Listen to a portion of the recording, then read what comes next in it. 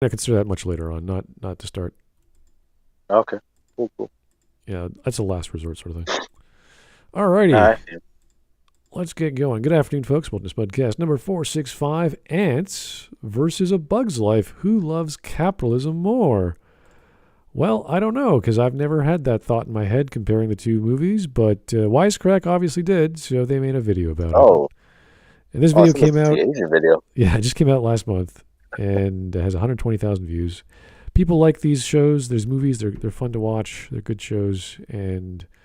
Why we're talking about capitalism, I don't know. I doubt this is what Jared would be doing if he was still on Wisecrack, but...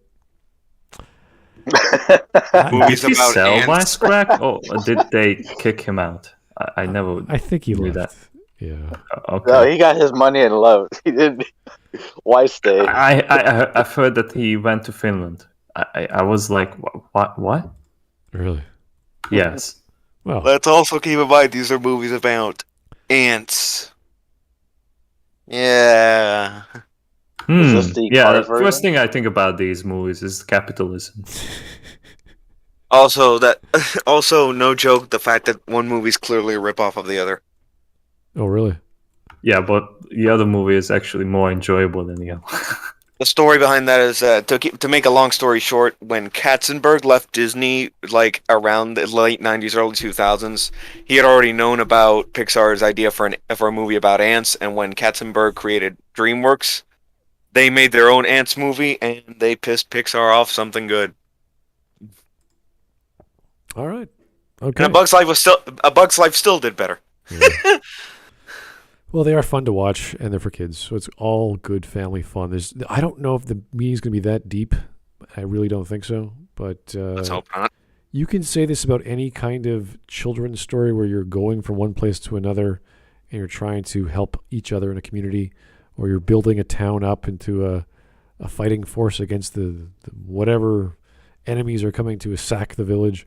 This happens a lot in a lot of stories. So is that capitalism? I'm not so sure, but maybe there's some connection to economics that we're missing here. Is it like regular ants? Like there's a queen ant, right? And they all have to. What do the ants do? They build. I know there is a queen ant in A Bug's Life. I don't know about DreamWorks ants. I'm just wondering how that works.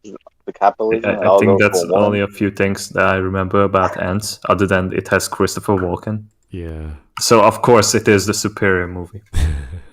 Wait, which one? The DreamWorks one? Antz has Christopher Walken in it. What did A Bug's Life have? Kevin Spacey? Rapey Spacey? Let's not get into that. Well, Antz came out in the late 90s, right? Or something around there. So. This was long before Rapey Spacey, so let's keep that out of the argument. All right. Okay. Anyway. How do you know? No, it's okay. This was long before that. Okay, so a 15-minute video shouldn't take too long. If it's Wisecrack. Wisecrack is not as deep as it used to be. So. And that is sad. Yeah. Let's keep going.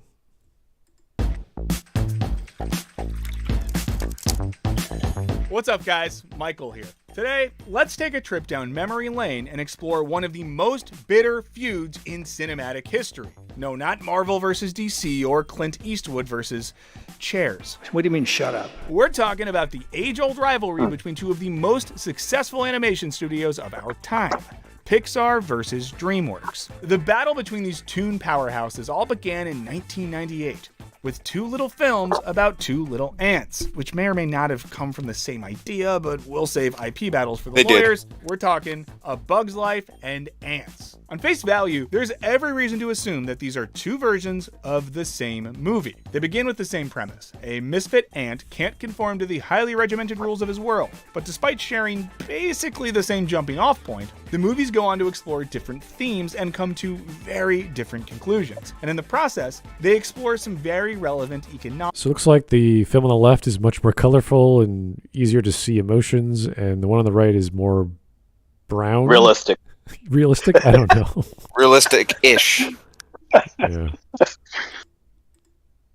I don't know. It's for kids. I would want bright, colorful pictures in general.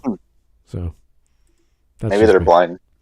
I don't know. Maybe they're more adult kids. Who knows? Life is pain. Life is mud and crap and suffering. It's like, oh, okay. That's what you teach your kids early on. How to enjoy work. Ugh. By the way, is the character on the left clipping her hands with the other ant? Possibly. Because look at those fingers in the middle. Maybe she's probably grabbing onto the hand. Look at how it looks. It's clipping. I don't think so. No. You know, I don't Yes, see it it. is. it's going by so fast you probably wouldn't notice unless you paused. So, hard to say. It could be the frame, yeah. Okay. All right. Probably. Economic and political philosophies. Finally, I'm a beautiful butterfly! No, really. So let's dig down the anthill in this Wisecrack edition on A Bug's Life versus Ants. Are all ants equal? And of course, spoilers ahead for 2 movies about a bunch of bugs. We've talked before about how animated films revolving around insect colonies can be damn. Oh yeah, that was kind of dumb. Also, that video.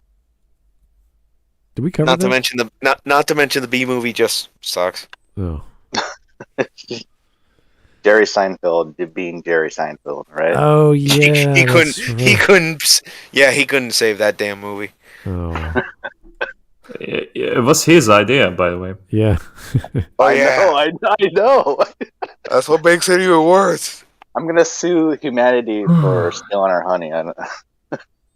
You know, it's fun that you have these geniuses in certain areas and they try to do other things. It just doesn't work out. You're like, all right, well, you know, he's good at one thing. It's what he's good known for, and wanted to branch out, be a little more creative, and it didn't quite work out the way he thought, unfortunately, which is odd because he's good at storytelling. So what the hell? What happened? Maybe he Stupid wasn't Larry right, King yeah. joke. Maybe his hands were tied. Literally. Maybe he got stung by a bee. In the brain. Possibly. Well, whatever. I'm glad he at least tried to branch out. When he has all that fame and money, it's like, do something else with it. Sure, but, you know, do it well, whatever it is. My only thing was that it's for kids, so that's why I just think it was odd. Is Take that, him whatever he was trying to do. yeah, is that when he had his first kid? I don't remember. I know he had some weird relationship issues in the 90s and early 2000s, but then he But for found the B movie? well, no, in his life, in his personal life, he had all these, well, I don't know, Inquirer stories about him published who he was dating and young women. They were being jealous of who he was doing or talking to on set when Seinfeld was still on and all these other weird things. And finally he found someone else that was more his age, I think. But who knows when he started thinking, children, I should write stuff for kids. Like, okay, sure. Why not? Effective allegories about human societies. And it's not hard to see why.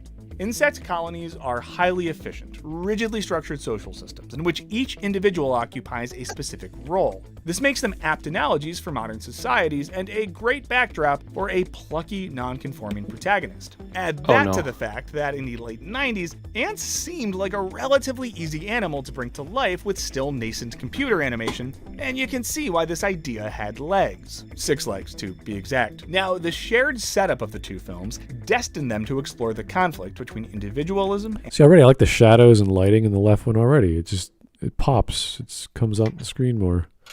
It really looks like that DreamWorks. This is the first thing that DreamWorks did for 3D. Yeah. Yes. And you're also comparing a surface shot with grass with an underground shot in a cave.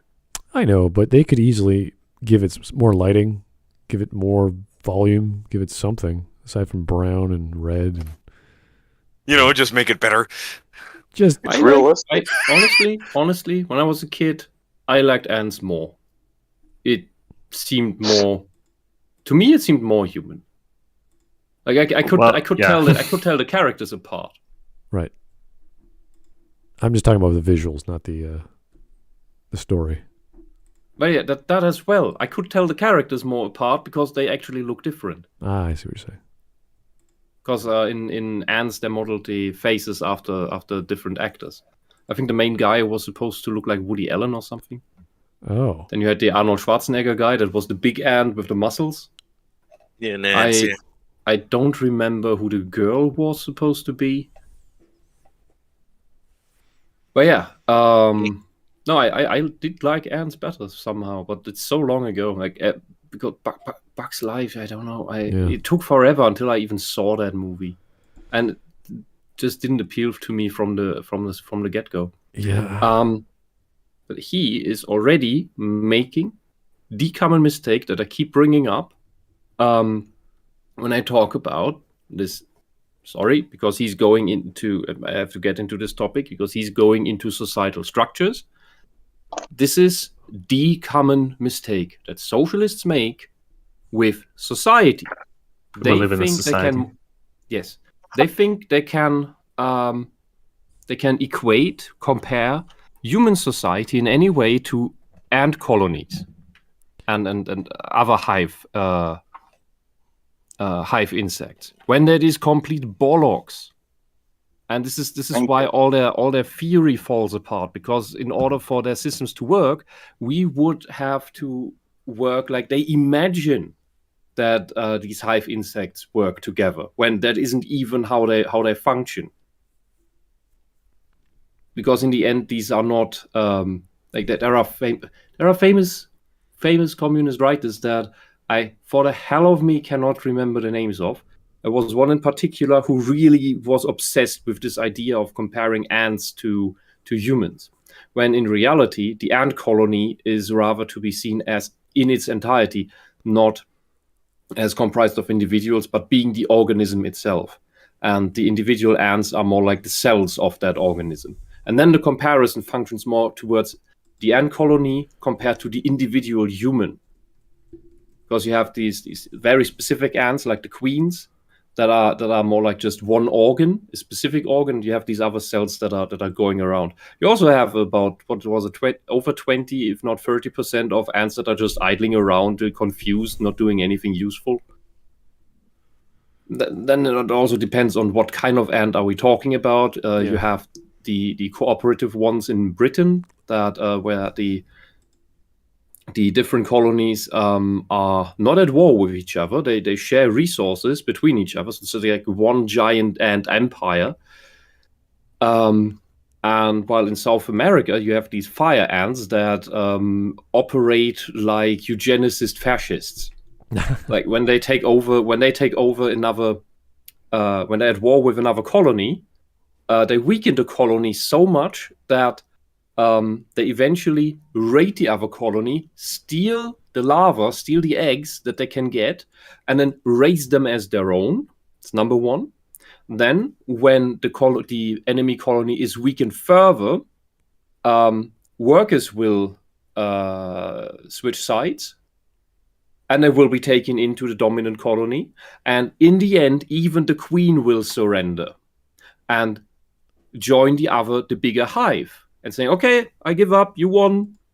And then that main hive will end up with several queens that all produce workers, that all or whatever else is needed, all produce eggs until that ant colony has grown so much and no more wars to fight that it comes into the stage of, okay, we don't have enough resources. What do we do? We can't produce so many ants.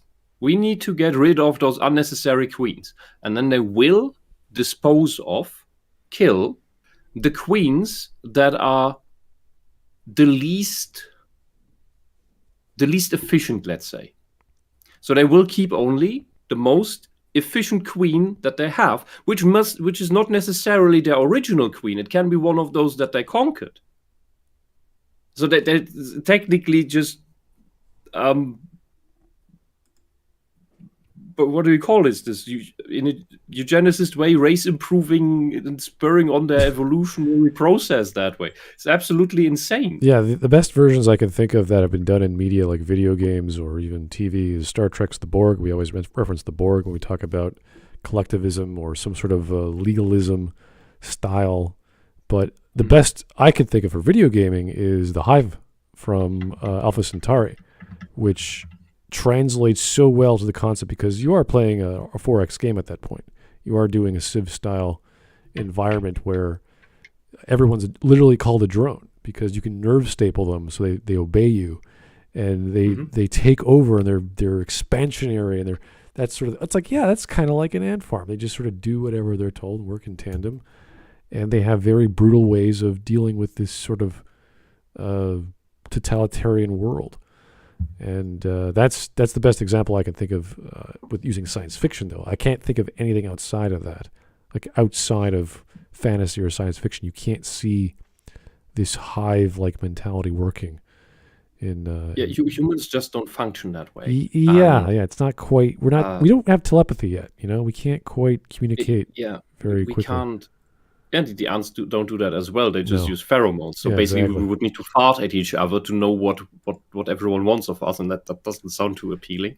But the orienting our society at the structure of ant colonies is a really, really bad idea, because that is the epitome of a class-based society where everyone is basically assigned a job from birth, and then you have to do that forever.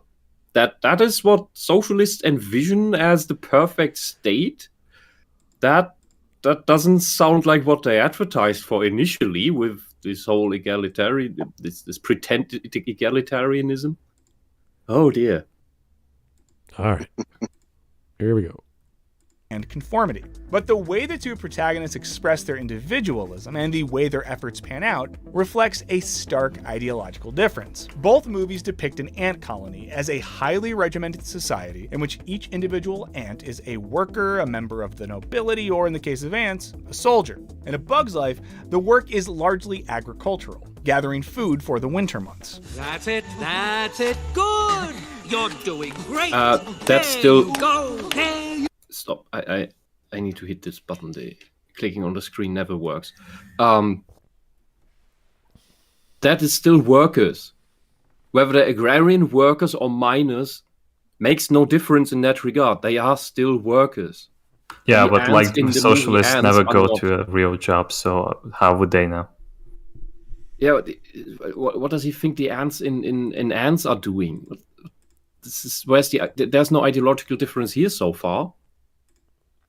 What's he talking about? It's a structured society. Yes, because we're looking at ants, and these movies are depicting ants to a somewhat realistic foundation that it's built on to also be fun for children.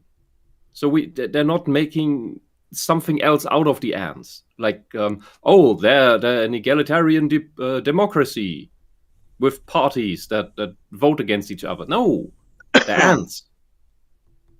That's what they are. It's not, and that there has, as you said, there has not been a human society that worked like this.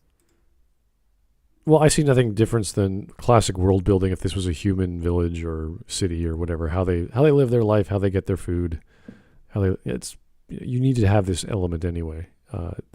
Here, as of yet, I don't see the difference that he's trying to make out. Right. This is because the ants have to gather enough food not only for themselves, but also for a roving gang of grasshoppers. This is loosely based off one of Aesop's fables. The ant colony in A Bug's Life thus resembles a mostly pre-industrial colonial society where the colonists, the grasshoppers, are extracting natural resources from the ants through the exploitation of their labor. That's not unlike the way colonial powers like France exploited the resources of Algeria. In exchange, the grasshoppers offer a vague veil of protection from other scary bugs who might do the ants even more harm. Listen, if you don't keep your end of the bargain, then I can't guarantee your safety. Here, the exploitation of the ants is being painted as being in their... That's not colonialism, you fucktard. That's just a mafia scheme. Yeah, it feels like some sort of mob trying to take resources away from whomever and say, yeah, we're going to protect you from stuff. It's like, okay. Is it? But wait, who's Caruso in this movie? Yeah. This is what pisses me off so much. He is putting this Marxist bullshit on everything, sees the world only through this Marxist bullshit, and then people complain about me for pointing it out all the time. Yeah, I'm sorry, what am I supposed to do? I'm not sure what colonialism has anything to do with these movies. That's a bit weird. They're not... You gotta stay silent. Oh, no. We call it an ant colony. So if anything, the ants are the colonists. Okay. All right. That's just literally their Best interest. lifestyle. This, too, is not unlike the way colonial powers like France justified their colonization. By saying that they were actually acting in the Algerians' best interest, specifically by quote-unquote civilizing them, when they were in actuality violently oppressing them. Importantly, A Bug's Life also shows a society that's steeped in tradition and highly resistant to change. With Flick gone, he can't mess anything up. When Flick introduces a machine that can make gathering food go faster, he's dismissed and mocked. This is my new idea for harvesting grain. No more picking individual kernels. You can just cut down the entire stalk. Flick, we don't have time for this. Exactly. This lightly evokes some of the growing pains of industrialization, where machines drastically changed the skills needed to perform tasks that humans had been doing for centuries. In contrast, Antz depicts the colony as an explicitly industrial society, complete with unreliable public transit. Workers are made to constantly was dig just a tunnels, joke. haul dirt, and form wrecking balls out of their own bodies. The entire colony resembles a modern factory floor, complete with motivational posters that discourage idleness. The workers, perhaps uncoincidentally, Like communism. How? Wait, what did that sign say? I didn't. It was some weird word. I couldn't see it. Conquer idleness. The mechanist in the chat says the grasshoppers are the bandits from Seven Samurai. Oh, really? Cool. Works too. But this depicting ants, ant colony life. If you anthropomorphize it in some form as a worker society, mainly whether you call it agrarian or in this case factory level, because the movie Antz focuses on digging. Bug's Life doesn't. That's just the difference. It's just if Bug's Life you had more digging scenes, then you would call that a factory. Bloody hell. If anything, this is a mine and not a factory. They're not building anything. And if you saw the movie, you know what they're actually building is a doomsday tunnel without their knowledge, because there's a scheme to get rid of all the weak ants. But that's another. That's the actual plot. In general, this is the same thing. And real life ants, they're aside from their kind of retarded bums that I have around, which is a recent discovery, by the way. They're working all the time, without end, because if they don't, they starve.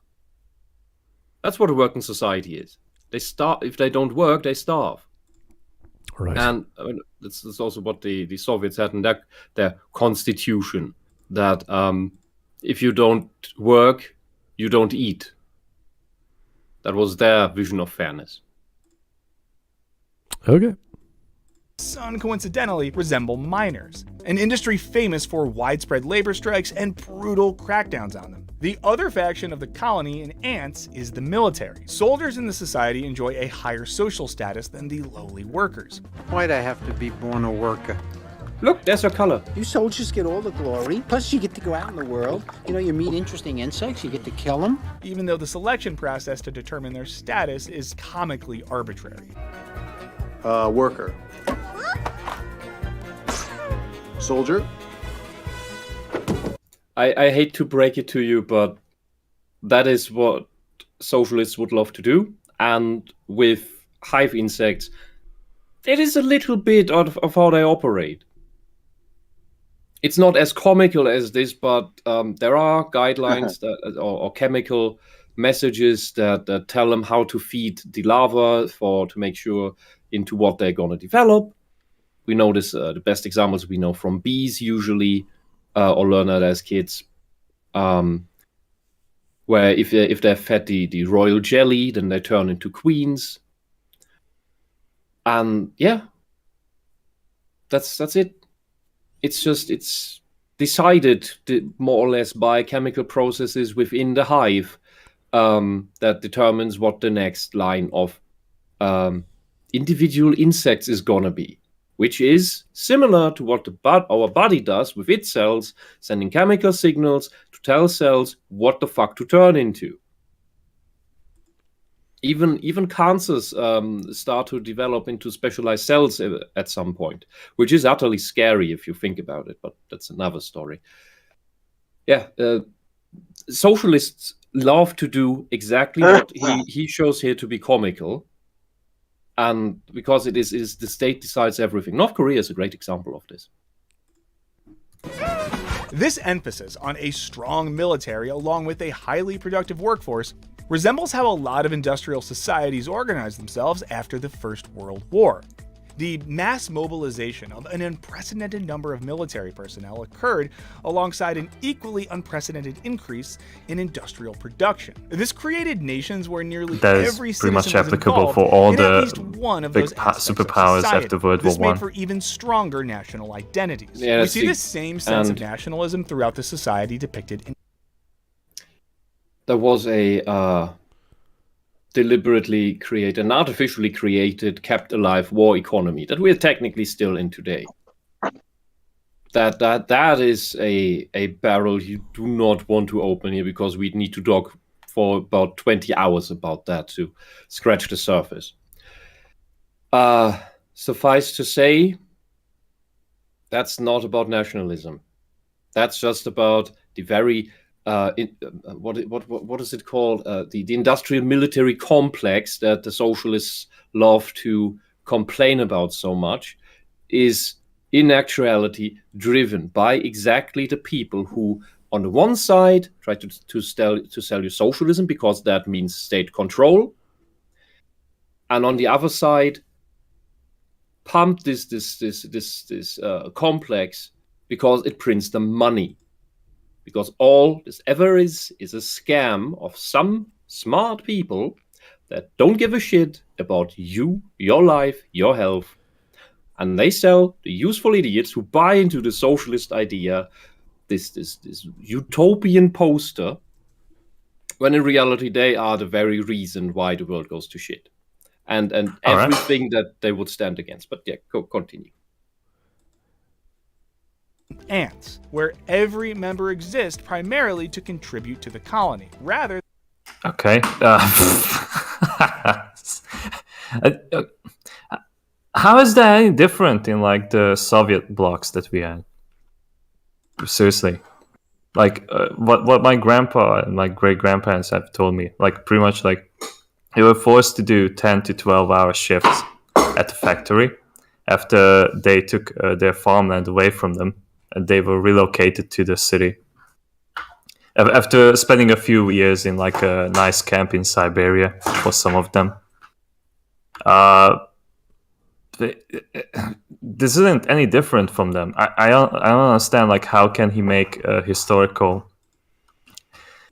idea from this? It's so tunnel visioned. Like, he literally only has America in his mind. That, like, everything was fine elsewhere. Yeah, we could say the same thing about just about any other government-owned or government-subsidized industry. Like, look at, I don't know if you guys knew about the purchase of vaccines from, depending on where you got them from, which country got them from where.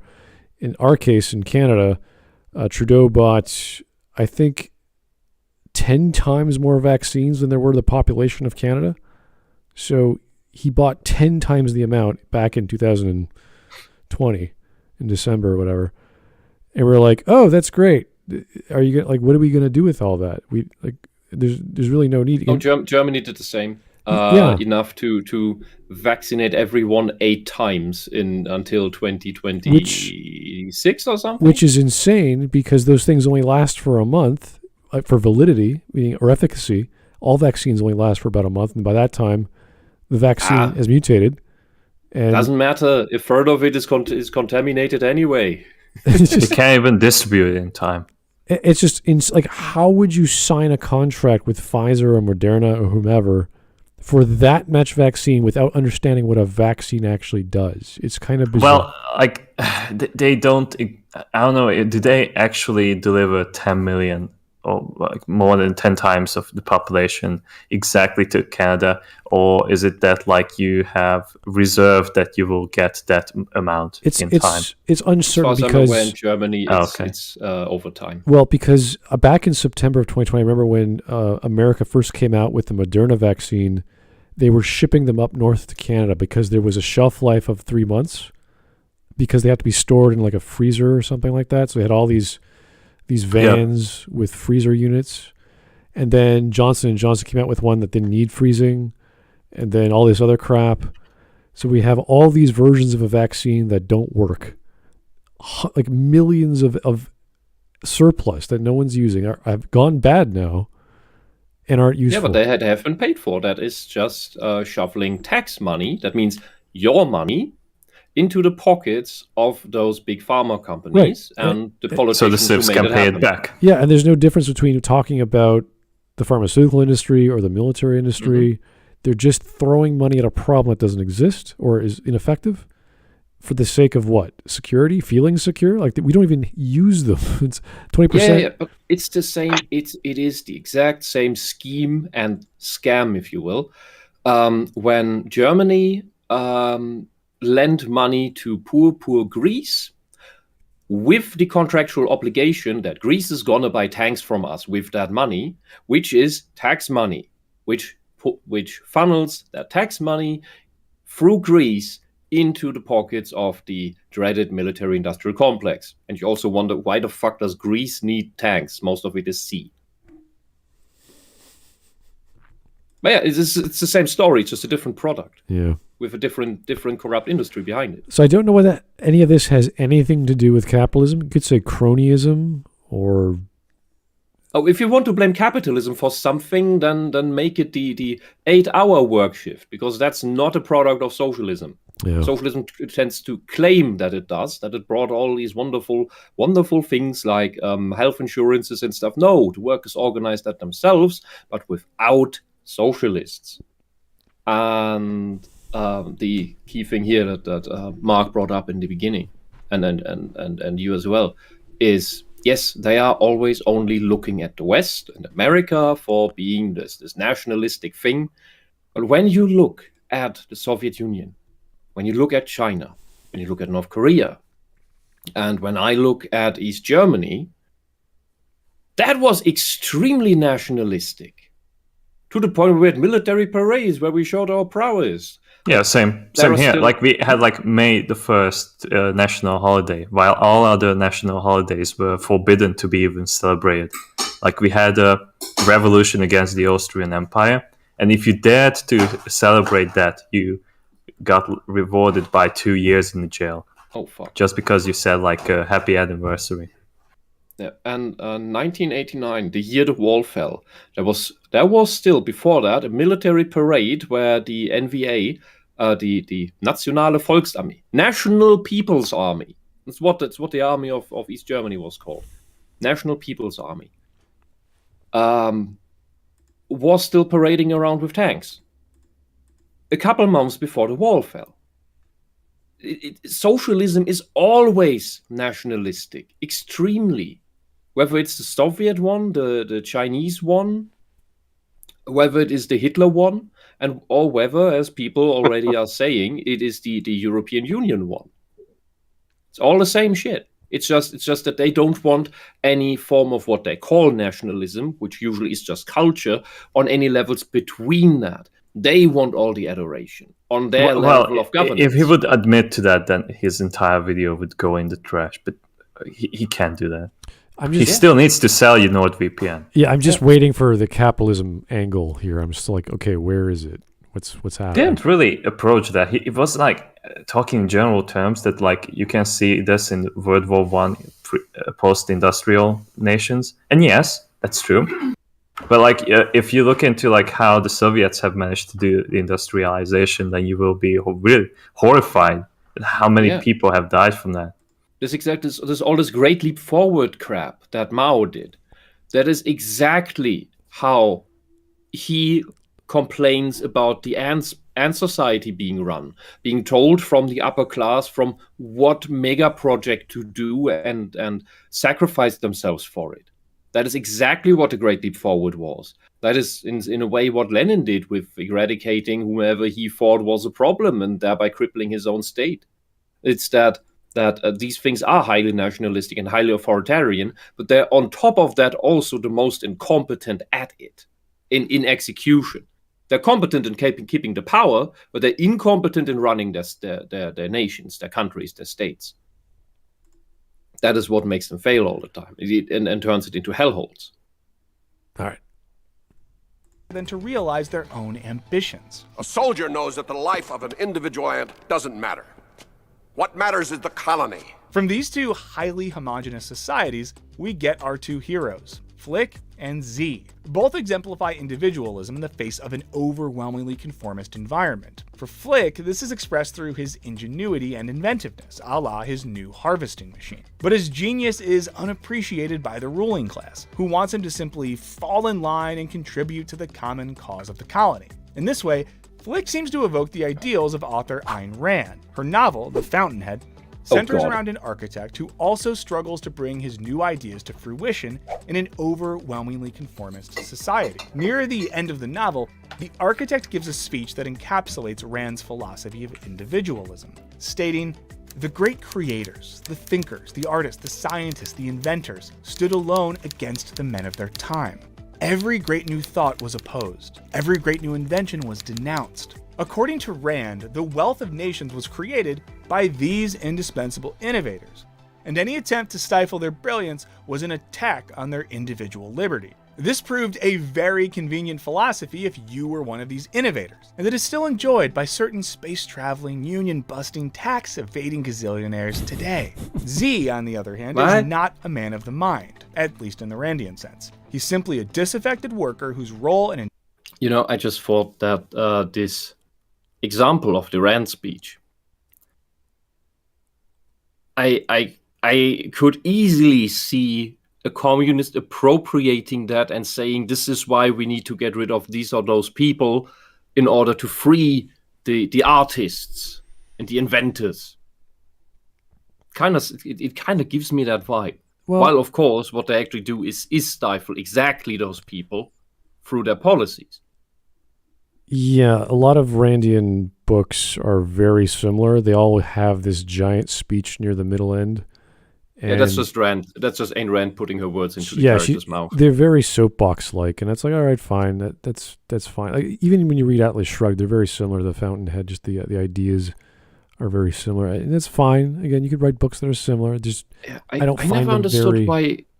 Yeah, I don't understand why it caught on so much in the United States, because it's really, really surface level. It's not as vile as the socialist crap. Yeah, no, but it's.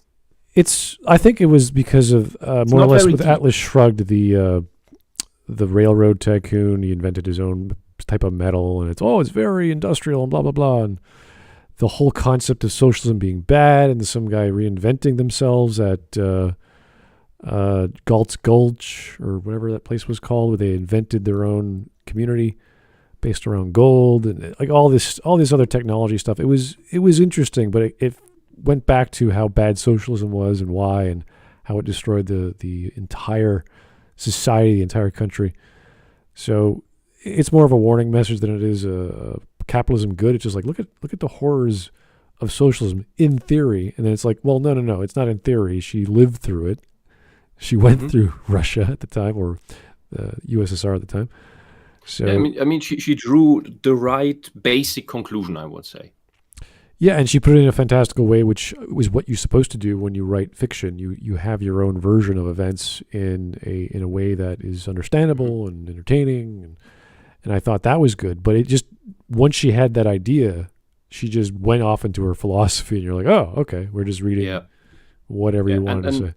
And after getting through all that, I would honestly say, if you want to see what Ayn Rand wanted to get at without all this bloat, play BioShock. I guess. I mean, she did have. I'm serious. It is this struggle between these two extremes, and contrary to her works, it shows us the failures of both, the vices of both, that lead to the downfall of both, and it shows us that the socialist who wants to unite the people and free the people is really just a scammer who wants to put himself above everyone else. Yeah, I do like the fact that they do have a main female lead. So if a feminist were to read the book and say, oh, look at this strong, independent woman, and you're not too sure what her love interest is going to be, which I thought was clever. Because they're like, what is this story about aside from the horrors of socialism and this and that? So having a main character as a lady is like, the feminists would like that, I guess. I don't know. In theory. They might hate it. Who knows what they would like. Anyway, here's Great Scott. Thanks, Great Scott, for the 3. I love how he quotes Rand when Rand and objectivists do not mesh at all with communism. And if anything, communism would repress people like Flick from Bug's Life worse. His ideas would never be heard at all. Yeah, if you have read anything by Rand, she hates and is against morally and historically any kind of socialist ideal. So, yeah. Yeah, because the whatever socialism posits, is that the right word? Is not what it lives. It is not what socialism claims are its principles, are not its principles. That's just the advertising. The real principles are sinister exploitation. And with here we are talking about inventors and free thinkers. Those are the most suppressed, oppressed, and exploited in socialism. Your invention is not going to be yours. It is going to be the people's. What does the people's mean? It means the state. So, and on top of that, everybody gets paid the same. So you are not even get the honors of your discovery, of your invention.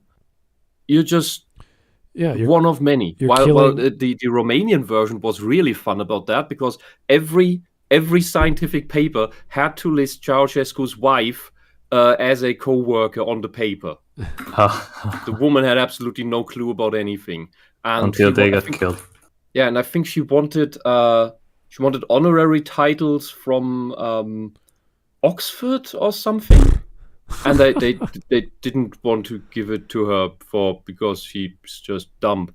And all of that is the real face of socialism. Yeah, it destroys motivation and individual interest because you get nothing out of it. Yeah, Romania had tons of, was on a roll of getting Nobel Prizes for, I think, chemistry and medicine for the most part. And then socialism happened. Since then, it's just nothing. It's also like a fun fact that people don't really want to talk about, but during the Cold War, I don't think that there were too many people who wanted to go to the Soviet Union or any of those Eastern European countries. It was more on the other hand that like people wanted to escape from there. Oh yeah. Why make a wall and threaten the people that like if you don't come back 2 weeks after your vacation in the West, then we will get your family in trouble. Yeah, my background is from Ukraine, so they traveled to Canada and Alberta and Saskatchewan and lived there, and I happen to have family who moved further south, so they tell me the stories that why they left. It's like holy shit, that's wild. Yeah, and you should write those down. You should make video interviews. Those are time witnesses. And nowadays we have such easy technology to keep all of that. If you have relatives who have these stories to tell, interview them, record it, ask them permission if it is allowed to be publicized at some point. Some people just want to do that after their death because they still fear repercussions, and that should be respected. Also depends a lot on the country, of course. But because there are the generations from World War II, they're going extinct right now. So once that has happened, the historical revisionism, including by the Soviets, or rather the post-Soviets, the communists, will increase tenfold about that time. And please, if you have relatives who have stories about these things to tell, record it in any way possible. And what I wanted to say is, yes, and we had, the thing is, socialists, leftists do believe in walls. I was in the country that had one. And yes, people got shot for trying to flee. people built hot air balloons to cross it, and sometimes the wind was blowing in the wrong direction, which was pretty sad.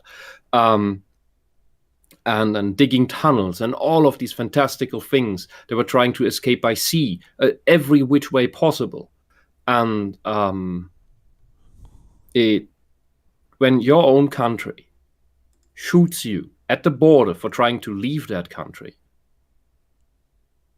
your country is not run by the good guys. That is. No, you just don't understand how cool it is to be there. So as a reward, you have to stay there. At least your body. I've met socialists who lived in West Germany all the time and try to make East Germany look good and try to excuse its atrocious misdeeds with nonsense like, oh, it wasn't done so much. Actually, it was actually pretty good. There was no scarcity in East Germany. Like, what the fuck? I fucking grew up there. And I know, like you were a veteran in World War II. And then they say, oh, and the West did it too. And the West did it much worse. Like the stealing babies from system-critical families and then force adopting them into system-conformist families. Yeah, that wasn't done so much. So I should just look over that. We to this day don't know all of the names where that was done to. And then to tell me that, oh, but the West did it more. What the fuck is that? So it's not an atrocity, but it's an atrocity because the West did it more. Yeah, so I should just ignore that it was done in the East. It's always a great excuse to say that, like, oh, the other side also did it. Okay, but to what extent?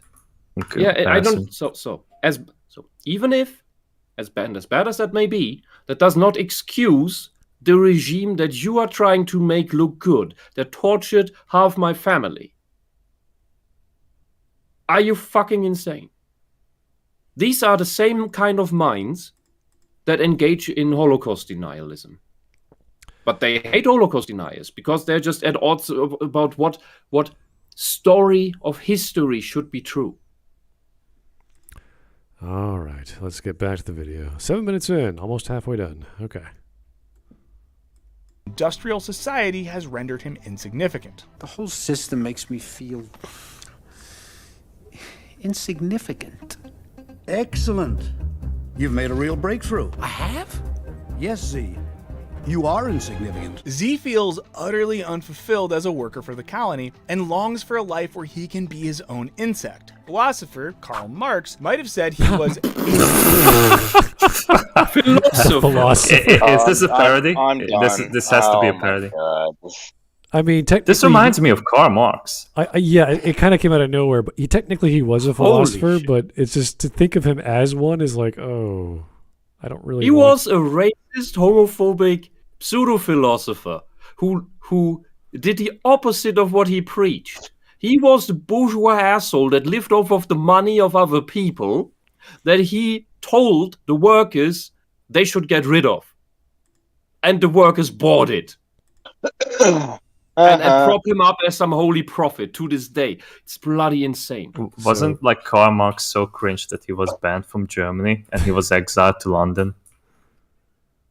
I am not familiar with the details. I heard that like the empirical Germany have like banned him because he was so cringe. I could hope so. I can't believe this is the guy who took over Wisecrack. There's no way this is happening. Well, maybe he's going to refer to his dialectical materialism or some other aspect of his philosophy that has some relevance to this conversation about. Yeah, but not even Jared went there. You know, at least as far as I remember. He had some bad takes. Yeah, but he was pretty good in general. So anyway, this is just cultural war shit. I just want to know where he's going because we're supposed to be talking about capitalism, and now he's talking about Karl. It's like, okay, the worker, the plight of the because you can't talk about. We gotta talk about that poverty. No one.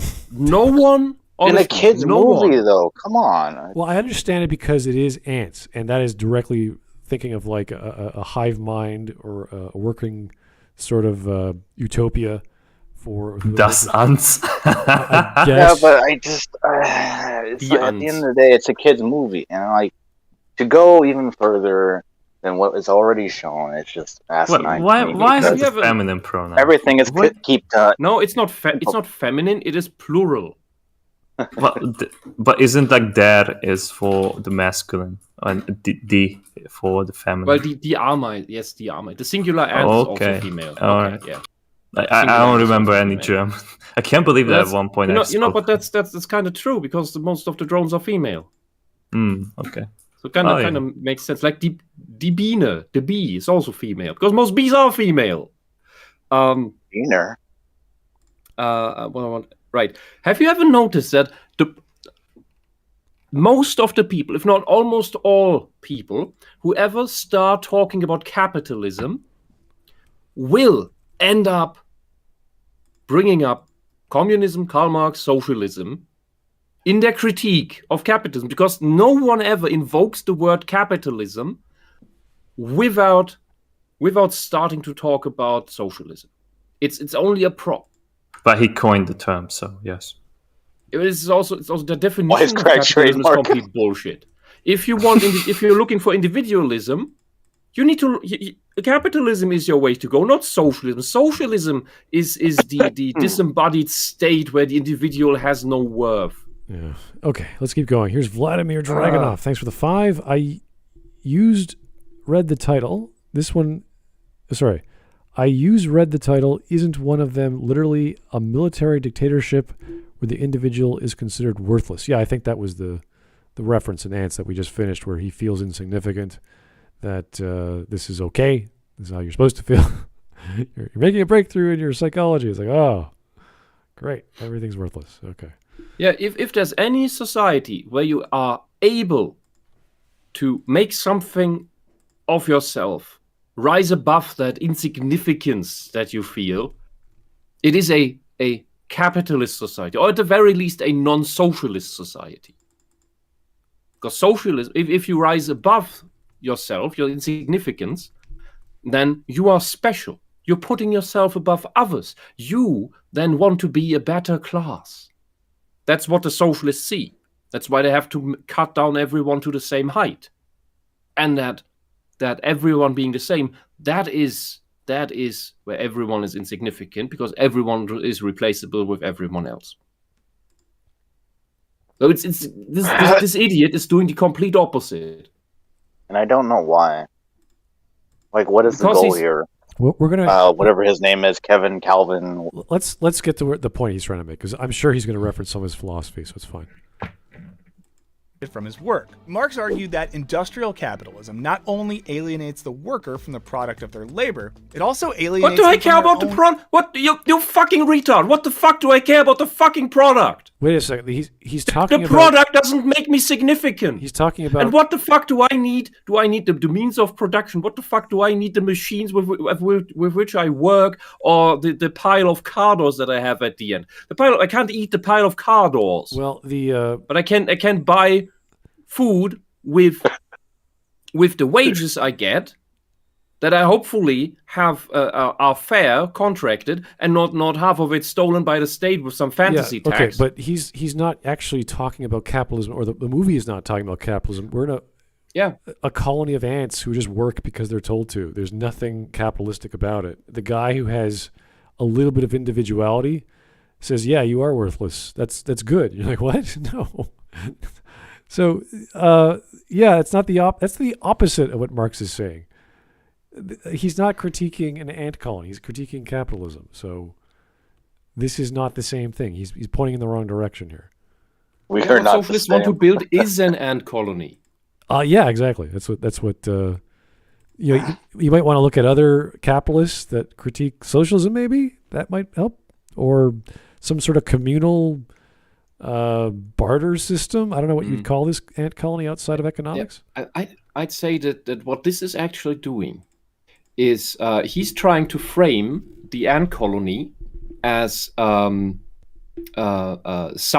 fascistic, I guess. And this is really interesting, because that gives away that socialists, some subconsciously, he's probably too dumb to realize it, some subconsciously, but many of the ones who are pulling the strings, they are aware that the system they are building is highly fascistic. Well, yeah, that's and here he's doing the what's it called? The psyop, the spin. Oh. He's the spin doctor that tries to tell us that, oh, no. Other things are fascistic. What we do is actually good. Yeah, I can't think of any example. I mentioned the Borg and the Hive, the human Hive in Alpha Centauri. They're totalitarian. They are completely controlling, if not mind controlling others by nerve staples or turning you into a drone. So I can't think of one positive example of a collectivist sci-fi or science fiction story that is like, yeah, this is idealistic. This is the way it should be. This is a good thing. It's always shunned or frowned upon to show people having their brain stapled or being a good worker drone or letting go of emotion and individuality. It's never been seen as a good thing. First off, that is the story of Brave New World. I think Huxley was part of that. Wrote that one. Aldous Huxley. And late 2020, someone in Forbes wrote an article referencing some bioethicist. That's a wonderful new word, bioethicist, who proclaimed that, we should distribute psychoactive drugs to the people on Mars to make them more compliant with the pandemic measures so that they will complain less about the pandemic measures and adhere more to them so that we can fight the pandemic better. Like the people are really writing that. And the thing is, it is all just weather balloons. Will people catch on to that or will they reject it? The same reason for that, I think it was a Swedish sociologist, so a pseudo-scientist, if you will. I know there are some good sociologists out there, but they're like shiny Pokemon, shiny legendary Pokemon. And that guy proposed that it was about environmentalism, and that old people are really just a detriment to the climate, to the environment, and have had their use for the workforce, and therefore should be all killed at the age of 65, 75, something, 85. I don't remember exactly. The thing is that this same guy kept increasing that number as he aged. Yeah. Because he himself didn't want to be killed for his old age. And I think it was also a Swede. I don't know what's wrong with the Swedes, who also tried to propose that, we should think about normalizing cannibalism to fight off the meat crisis for the environment and all. We've got it all. We've got Brave New World. We've got Soylent Green. We've got we've got 1984. We've got it all. All these stories were never fiction. There were never warnings. There were descriptions of what the insane people at the time of the writing of those stories already wanted. Yeah, and that's the funny thing. When you listen to Orwell, he was talking about how people were throwing around Nazi like it's the new swear word. Like it's just like, whoa, you're calling everyone a Nazi now. The same thing that's happening right now. That was a party decree of the Communist Party of Germany. Yeah. I don't remember the name. 48. The National Federal Party Congress of the Communist Party decided that first off, and I think that happened before, that we're not going to call ourselves socialists anymore, because the term socialist came up because communists already scared the people away from this bullshit. Then they changed to socialist. That sounds friendlier. It's a different thing. It's not actually communism. It's just going to get us there. And then they decided, we're going to call ourselves progressives now, so that people just think there's this only positivity in that word, like progress, forward. It's, of course, the good thing. There's nothing negative here. But the only people using that term and to describe themselves are socialists. That's what's behind it. Progressive means socialist, means communist. And they also decreed there to call any enemy of progress, anyone, that means everyone who's standing against them, everyone who's in the way, an obstacle, everyone who's not joining them. That means everyone who's not on their side. Call them every name in the book. Call them fascist, call them Nazi, call them racist, call them whatever you can think of, whatever bad name you can think of. That was a political party decree. That is official. That is history. The documents are out there if you want, if you can find them, you can look for them. I think there are also some recordings of those congresses still on YouTube. A bit hard to find though, and probably have no English subtitles. This is all official stuff. This is not conspiracy theory stuff. If anything, it's an open conspiracy. These are the official strategies. The thing is that people just don't know because it's already almost 100 years old. I mean, that's what, 70, 80 years ago? Holy shit. And they've been doing that ever since then. And fooling everyone with it. And we're falling for it because we just don't know. We're not taught. I was taught as a kid by my mother about Max Horkheimer and the long march through the institutions, and that is a good thing. Now, when we talk about that, we're called conspiracy theorists because no one is doing anything like that. The Frankfurt School is conspiracy theory. Bloody hell, our workers' union houses where the union chiefs are meeting, they usually also have a restaurant inside, a bistro where they can drink beer and shit. And the one here where I am is called the New School, which is another term for the Frankfurt School. And then people want to, especially Americans, want to tell me the Frankfurt School didn't exist. It's conspiracy theory. Also, 5 years ago, I was told that social justice is a conspiracy theory that doesn't actually exist. These people will try everything. But I do know that the Frankfurter is delicious.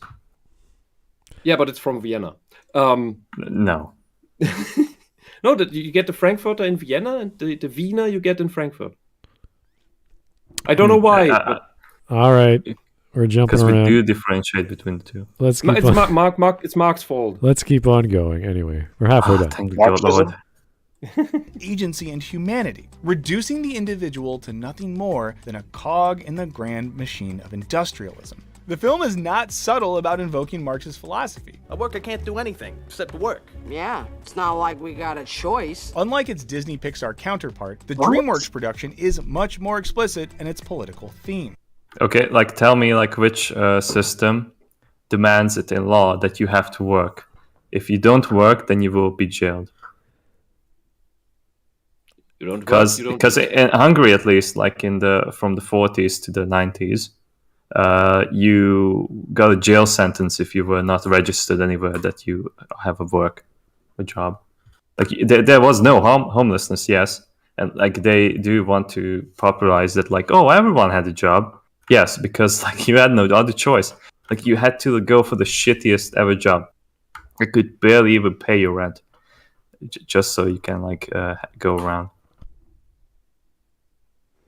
I think, okay, you can criticize the US for capitalism and all such, but at least you can make a choice that you want to participate in it or not. Well, I'm trying to get to his point here. He might be talking about how capitalism is good and how this is this weird communist sort of regime that is bad. Honestly, after he brought up Karl Marx, I don't know. I doubt it, but this is if you read both, both Karl Marx and John Smith, it's all right, he's going somewhere with this. He's got to bring up something about capitalism eventually.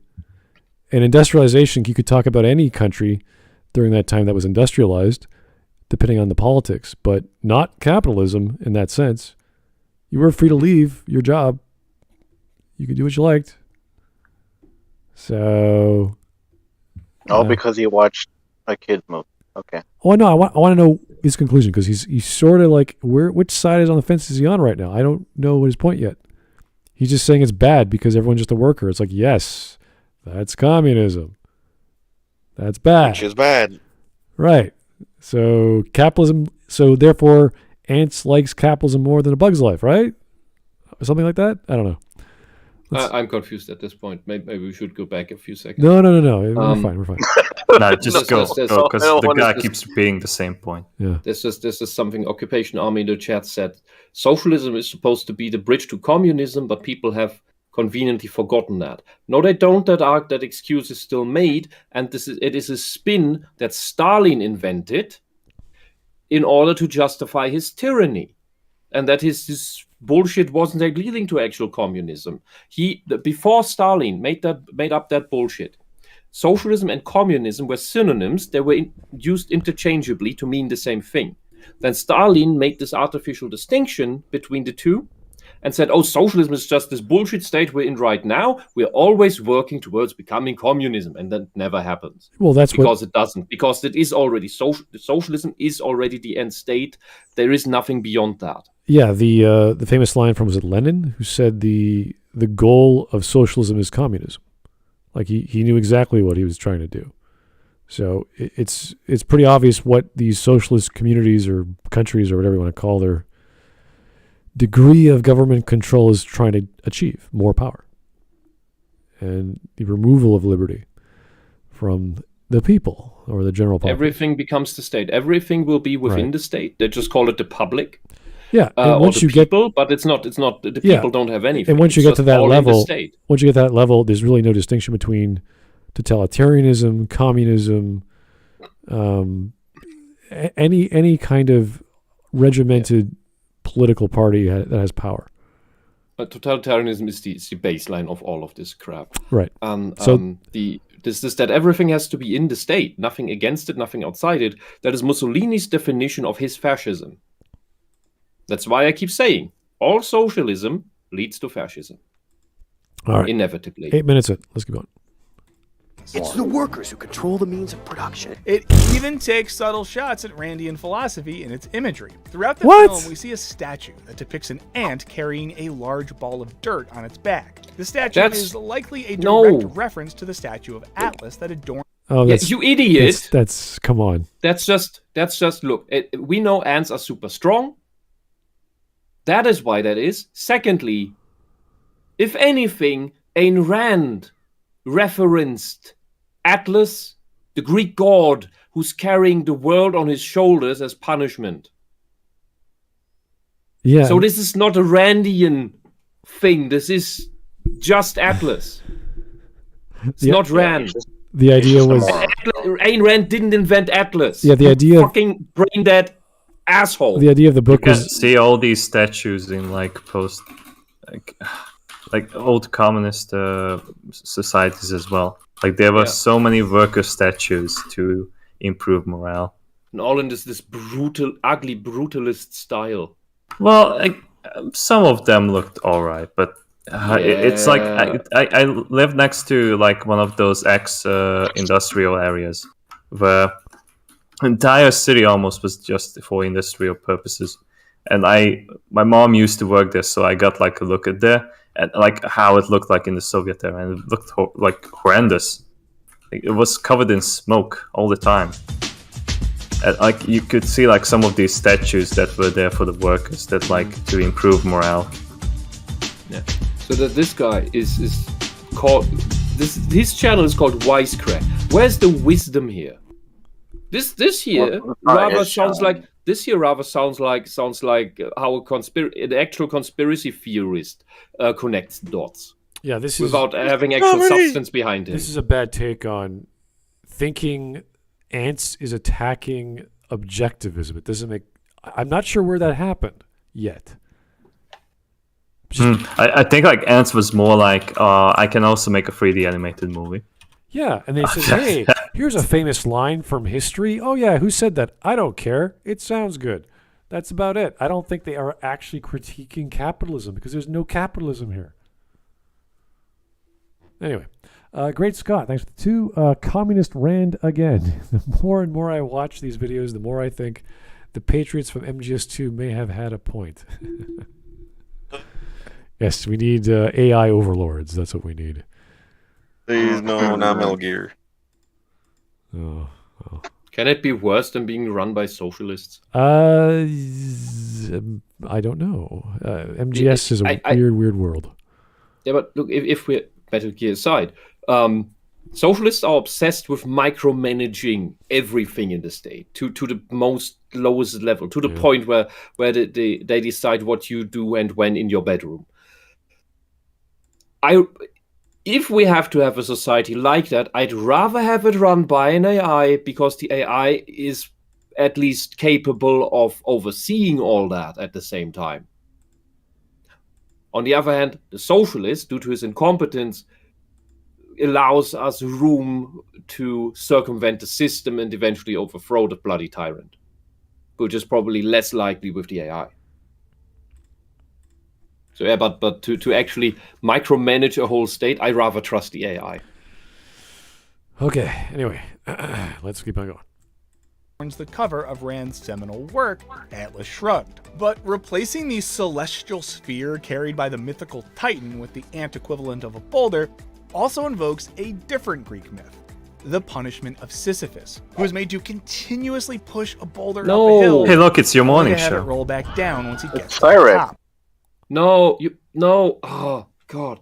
Then he would not be carrying it on his back, you dunce. This is retarded. That's the difference. Atlas is holding it up on his shoulders. Sisyphus is pushing it up in front of him.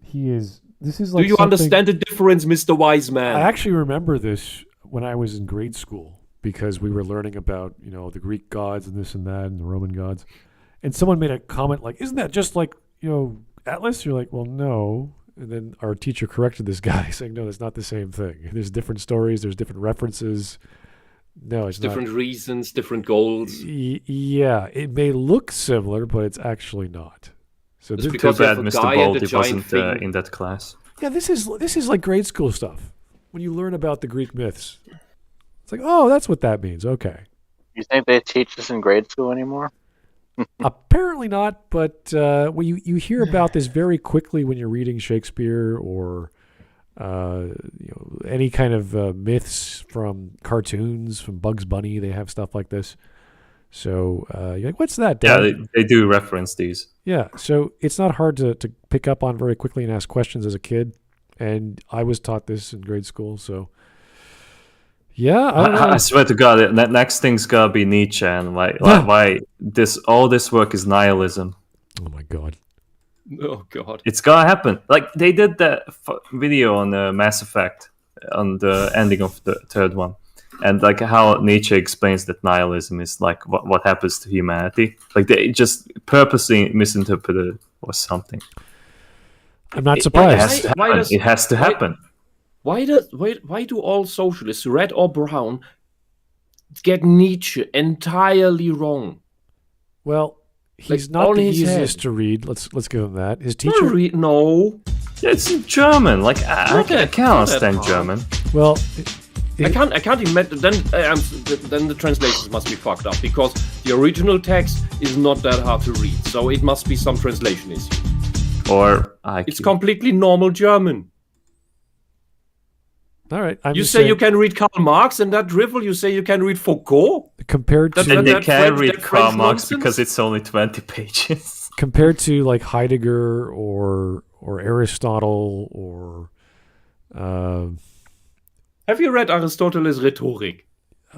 He has sentences that are 1.5 pages long. Oh yeah, no, they're complicated. I'm just saying, I've read Archimedes. Compared to those guys, I would say, yeah, Nietzsche is much easier to read. But it doesn't mean if anyone like this dude can read Nietzsche and goes, oh yeah, that makes sense. Like I think he'd have a hard time. I think he just sees words on a page but doesn't actually understand them. I'm not sure. If he could just see an image of a guy holding or touching a boulder, therefore they're similar, it's like, no, dude. Anyway, great, Scott. Thanks for the one. My point with the MGS reference is when the AI said that some people aren't responsible with their freedoms, and considering this video, yeah, they're somehow so free that they want to deprive everyone of it. It's hard because we're talking about a kids show about an ant colony that has a different message. Each is doing a very similar thing, and they're individual in their own way, which to me means you are trying to be free of the shackles that bind you in your job or in your life. And you want a different outlook, a different change of pace. This is the message of the story. It's not, ha, capitalism bad. There are a bunch of they're literally worker ants. They are drones. They are in a world of far beyond an economic model or a working model for industrialists. Yeah, they solely follow the little genetic programming that they have. Yeah, if you want to like reduce this all to not even human behavior, you're just doing a function, and that's it. That's their goal in life. And one guy goes, "Wait, I don't want that. I want more. I want to do something else." Because he has a few more neurons than the other ants. Yeah, and that's about it. And that's like, okay, what does that have anything to do with economics, though? Yeah. Other than that, the basic difference in the movies, it's so long that I watched Antz, is that Bug's Life has an outside threat of the colony, and Antz has an inside threat, where the ruling class wants to get rid of most of the ants, like in some eugenicist madness. Okay. It's not even the same movie. A symbol of the virtues of industrialism thus becomes a symbol of the futility of fruitless labor. This neatly sums up Z's outlook on his life within the colony, as well as Marx's critique of industrial capitalism. Already we can see how these two... Industrial capitalism. There's no fruitless labor in capitalism. You get your wage. With your wage, you can pay all your lively needs. What was this Marxist obsession with you owning the products of your labor? So as I brought up, like here in Wolfsburg, there's the Volkswagen, the VW factory, the main factory. So there's tons of workers there building those cars on the conveyor belts. Like, and they're just doing, most of them are just doing one step each. Who owns what? Other than collectively owning car doors? Tell me, what am I supposed to do with 50 car doors that I made? And what is the labor? What is the product of the labor of the guy who designed, who researched anything, who did the mathematical equations and other shit? Like, what is that? What is the product of the labor of the quality control guy who is hired because he has special olfactory sensors, a very good nose, to smell the finished car, whether it has the right smell. That is part of the quality control, that the car has the exact new car smell that you know when you go to your car dealership. And that is deliberate. That smell is deliberate. And what is the fruit of his labor? Tell me. How do you, communists, how do you compensate that guy? What does he get?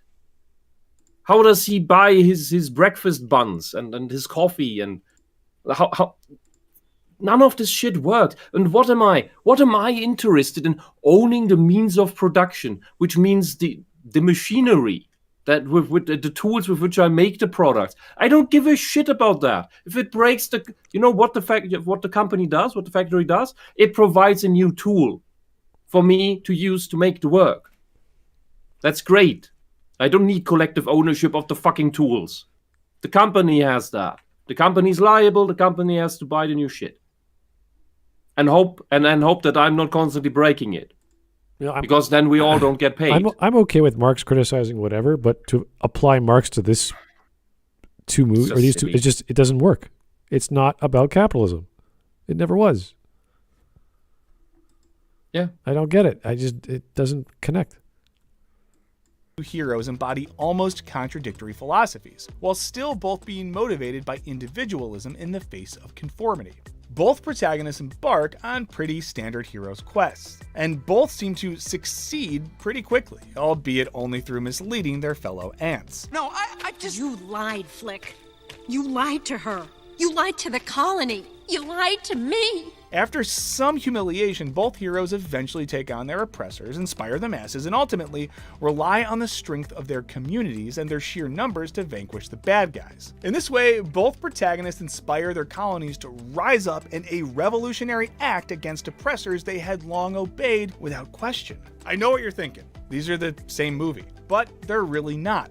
Trust us. They're not the same movie from the get-go. The two films Finally have a different truth plot twists, from this different guy's symbolism, mouth. and different cringy flirting between worker ant and princess. You talk too much. Is this communism? I think I'm about Yes. to become this strong silent type. This is, of course, This made is their all the kiss easier by now. the casting, but It's a kids' digress. movie. But what's most interesting to us are the film's two conclusions about these acts of revolution and the new world orders they result in. A Bug's Life New ends World with Orders. overthrowing the Holy colonial fuck. oppressors, adopting Flick's harvesting technology, and generally living happily ever after. This reiterates the idea of great men in the Randian tradition, who should be listened to by virtue of them being great. Okay, he's right. That's if he wants to be accurate, that's at least something accurate to what Rand was trying to say. There are some great but innovators. She didn't.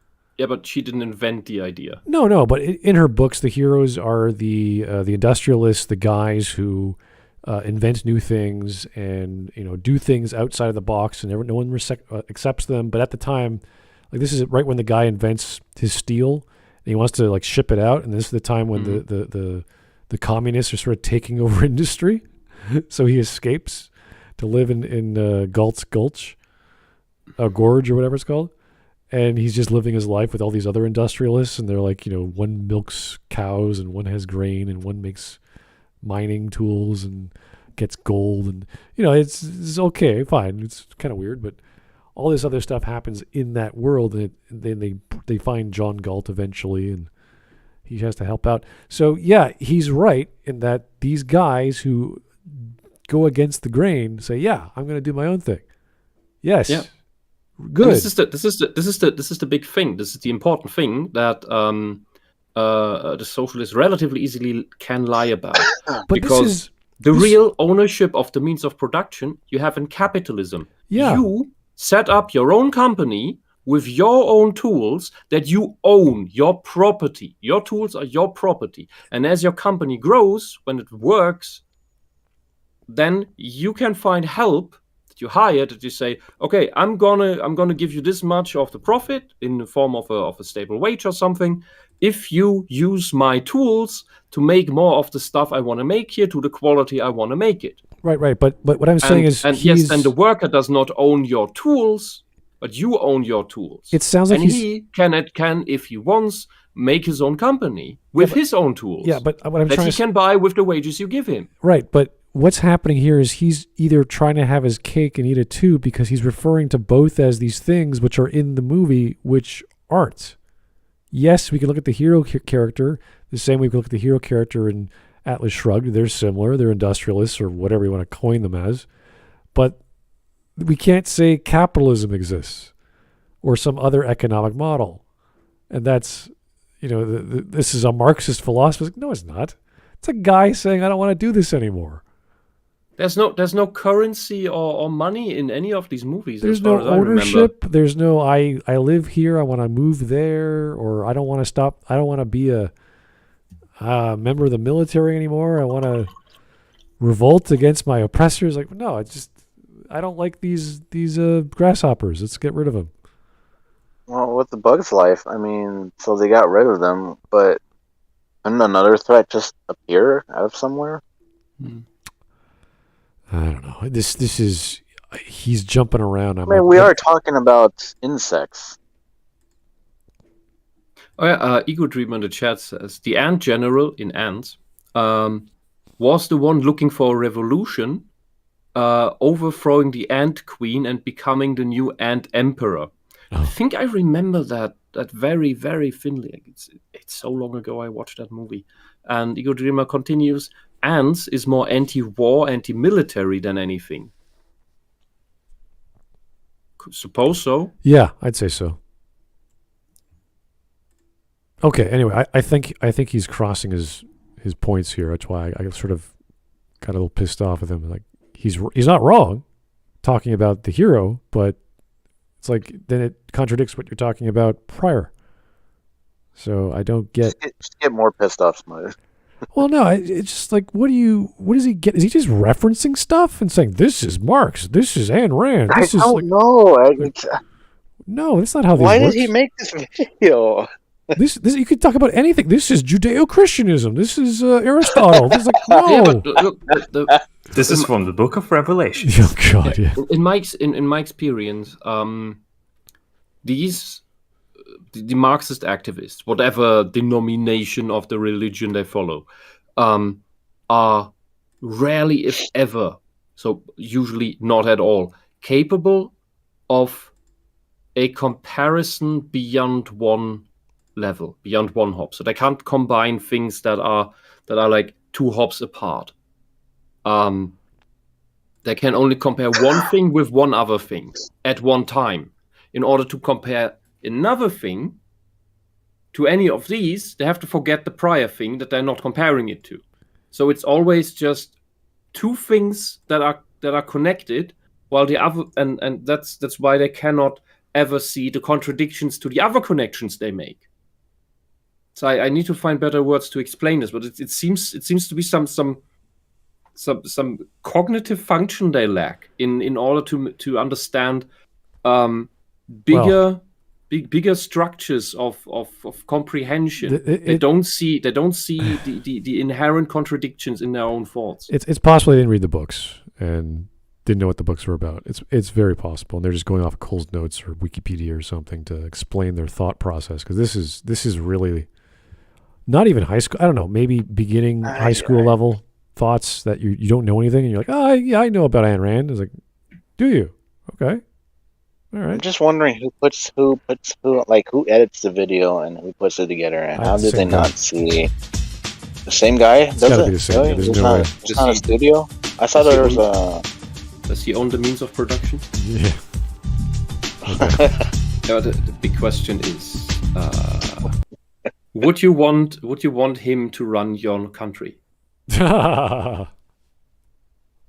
Exactly. Sure, why not? And they're all like this. Anyway, yours great, Scott. Thanks for the one. Last one before I go. I'd actually say Bug's Life is closer to the Russian Revolution. You've obviously got the royals, then you've got the grasshoppers, who are the Bolsheviks, coming in to wreck everyone's crap while living in luxury afterwards. Oh, really? Okay. Interesting. Anyway, we got 4 The workers minutes. always suffer. We got 4 minutes. Let's keep going. We're almost done. Of inequality go further. The princess gets her crown, suggesting that the rigid order within the anthill will remain largely the same, even if the ants are now more efficient gatherers who can sneak in an occasional siesta. Antz, on the other hand, does something arguably more interesting. Notably, the villainous warrior ant's evil plan is to use the anthill's new expanded tunnel to flood the anthill and drown the lowly workers. Here, the supposed progress of expanding the anthill and making the colony stronger relies on the destruction of all the workers who made it possible in the first place. While technology in A Bug's Life makes things indisputably better, progress in Antz ends up threatening the lives of all the workers. This too is Marxist, and its condemnation of endless economic progress at the expense of the workers who enable that progress. Wait, I'm surprised. He's admitting that Marxism is eugenicism? Yeah, see, this is where I'm confused. Does he like the appearance of Marx's critique of capitalism in the movie? Or is he saying this is an example of what happens when you use capitalism or communism? I'm like, what do you... Is he just referencing things and going, this is what happens? You're like, okay. Is this how he thinks a neutral explanation of something goes? Like, I don't know. Like what is? I'm confused. We could talk about the Great Flood. Here's a scene with water. This is like the Great Flood. This is the end of times. You're like, oh, all right. So it's biblical. No, there's no religion at all. Like, oh, okay. Is there a God? Well, there's a queen character and she's the leader. Did she tell them to do this? Did she warn them? Like, what are you talking about? Like, he's just referencing things now. I could do that Where's too. the wisdom? Where's the wisdom? Yeah, where's the actual philosophy? Where's this Marxist philosophy of the workers rising up against the capitalists? I don't see it. That's what I thought you were going to do when you referenced Marx. We gotta finish it. See where it goes. Finish it. Here's Coolman229. Thanks for the 2. A Bug's Life is my favorite Judeo-Christian media. Oh. This is what happens when you get that guy from Soul Porpoise. He sees his Bible studies class and everything. everyone, please read or listen to an audiobook version of the Enuma Elish of the Epic of Gilgamesh. In the later parts, Gilgamesh is told the story. So in the story, he's told a story. It's great. It's Inception. Yeah, it's not that storytelling but it's Inception storytelling from 10,000 years ago. I love it. Yeah. And he's told the story of the Great Flood in the first city. And it is essentially the proto version of what later became or was changed into the Christian or Judeo-Christian flood story. And it's way more interesting. Like look for audio versions. There are some good readings on YouTube of the Epic of Gilgamesh. It's super interesting. It sounds like half a description of Atlantis, where the first gods lived, and then the flood came and just killed everyone, and someone was building an ark. It was great. All right. Antz seems to get that you can't disconnect technology and industry from political power. Ultimately, A Bug's Life suggests that the class order of your average anthill is perfectly fine so long as you're not being oppressed by creatures twice your size. Monarchy good, colonialism bad. On the other hand, Antz suggests that the system itself is fundamentally broken. A Bug's Life depicts outside forces, i.e. A Bug's Life is not colonialism. But Antz suggests that class structures within the colony are to blame for oppression. Adding to that, A Bug's Life never really questions the contention that the princess's life is more valuable than that of a worker ant. Indeed, the colony watches Flick get beaten up by a very scary grasshopper for a while without intervening. It's only when the princess throws herself in front of him that they all rally. In contrast, the conflict in Antz is fundamentally about the disparities in power and opportunities afforded to ants based on their birthright as workers, soldier, or nobility. Yeah, you know what? Because you know what happens if you don't get a new queen in your ant colony? You don't have an ant colony because your uterus is gone. You don't have a replacement. Yeah. The thing with the ants is yes, ants in real life, they are born into their class, into their jobs. And especially, this is the interesting thing, by the way, the ants in Bug's Life, they are agrarian, they look like the agrarian type ants, what I call grass cutter ants. There's very interesting colonies in South America that have like several dozen meter big colonies, and there was one very nice, really interesting experiment. You can find it on YouTube, the documentary where they these things are protected, and they got the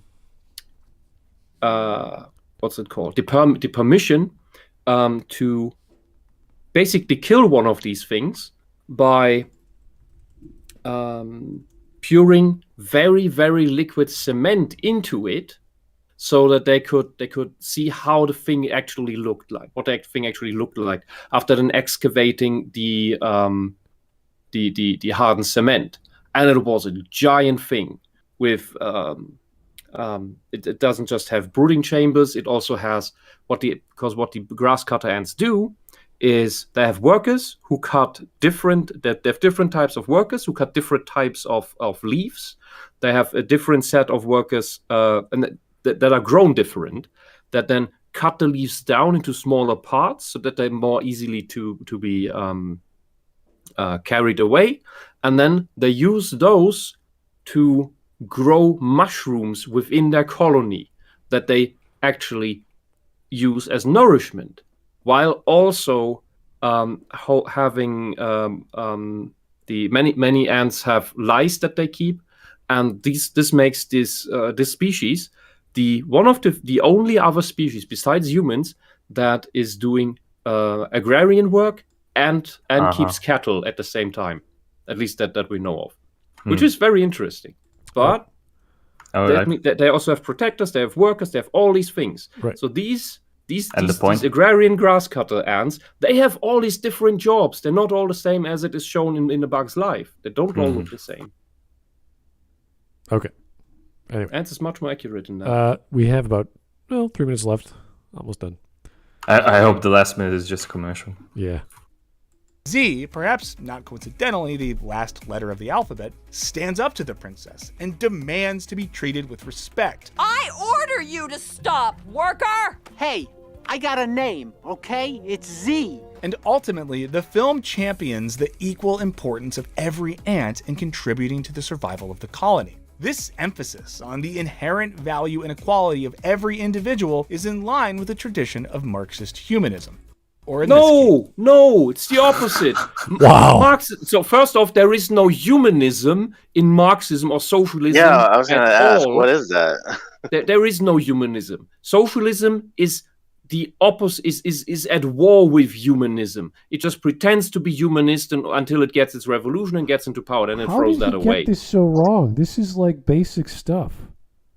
Yes, socialism is anti-individualism, you dunce. It is.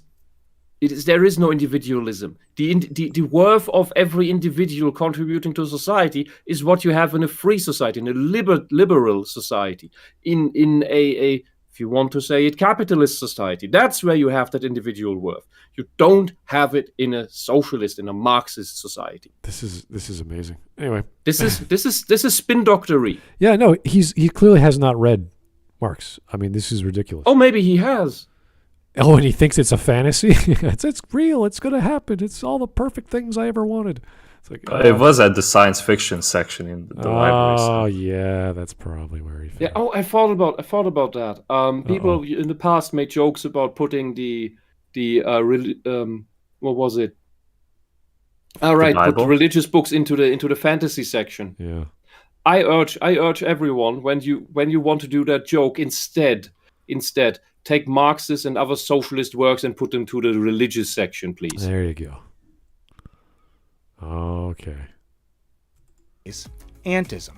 But interestingly or depressingly, whether or not you stand Marx, Antz doesn't do what A Bug's Life does. It doesn't really offer a solution to the problems faced by its anthill. In the conclusion, all the main character says is, there you have it. Your average boy meets girl, boy likes girl, boy changes underlying social order story. However, the film never really tells us what the existing social order was replaced with. Maybe it has nothing to do with your concept of changing an existing social order, and it's just a hero's story. What about that? It's just a hero's journey. Yeah. You got rid of the military dictatorship, isn't that is something? It's a Marx journey. God. Oh boy, dude, you're reading way too much into this. It was almost turning good. Like I felt like he was just getting us into it. They're like, this is actually Karl Marx, but no, like communism is garbage. This is actually just this hero overcoming all the odds. So Marxism is pro-eugenicism, which is good, and values the individual. What? It's great. Where did I misunderstand? It's fantastic. It's like, oh, really? That's the exact opposite of what I thought it was. Like, okay, thanks. Z does note that the anthill has been rebuilt and now has an indoor swimming pool. While this is probably a joke about the flood in the previous scene, you could charitably interpret it to mean that the workers might get some more leisure time going forward. Kinda like how you can play ping pong at your 60-hour-a-week startup job. Still, we don't get a definitive conclusion about how you can avoid oppressive social structures entirely in the context of an anthill, or allegorically, in the context of human society. In this way, although Antz is certainly the more radical of the two films, it arguably does itself a disservice by failing to show that there is indeed another way. In a way, the conclusion arguably reflects an overall lack of political imagination in the West to posit an alternative to industrial capitalism. It is a children's movie, you fucking insane. What the hell are you even? Where was industrial capitalism out of all this? I don't remember it ever happening in the story. I can imagine that those 6-year-old children in the cinema sitting and like, Mommy, is that industrial capitalism? No, that's Marxism.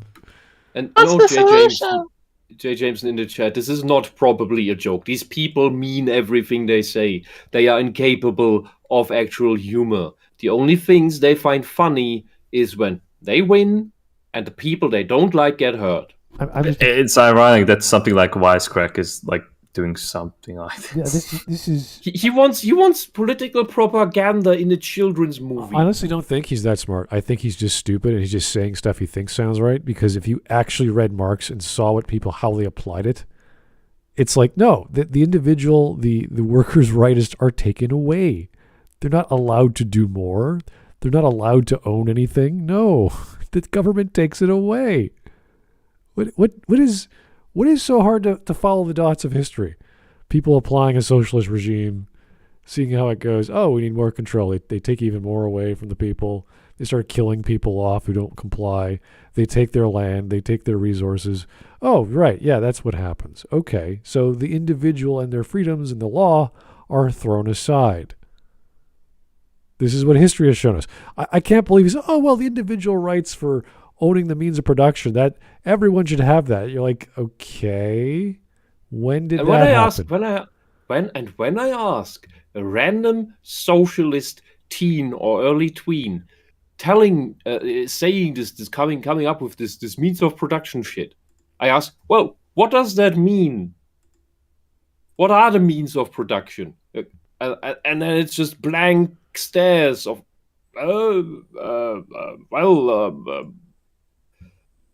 they don't even know what the slogans mean. They don't have a solution, or they don't have a functional theory for a solution that would say... Not even that. They do not even understand the words. Oh, that's another thing. It's just slogans. All right. Here's JS. Thanks, JS, for the one. Okay. The Industrial Revolution and its consequences have been a disaster for the ant race. Oh. I don't know. They seem pretty industrialized. That's how they live their lives. They all work together and get stuff done because they're tiny, tiny things or tiny, tiny people. To survive. To get by, yeah. So. Where does this movie even take? Where do these movies even take place? In the ground. I don't know. Just in the ground somewhere in the earth. No, is this before or after the nuke? Yeah. But no, this is the Fallout universe. Fallout Grasshopper. Fallout Communism. Oh boy. Or, as the line that is often attributed to Frederick Jameson goes, it's easier to imagine the end of the world than the end of capitalism.